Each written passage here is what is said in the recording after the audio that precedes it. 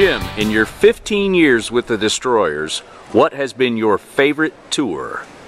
It's a tough question. We've had so many good tours and so many good times, but I'd have to say the tour in 2001 when the Destroyers went to the UK and to Europe.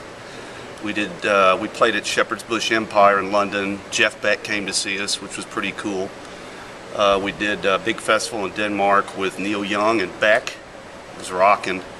And my personal favorite, the two stadium shows with AC/DC, one in Finland and one in Munich.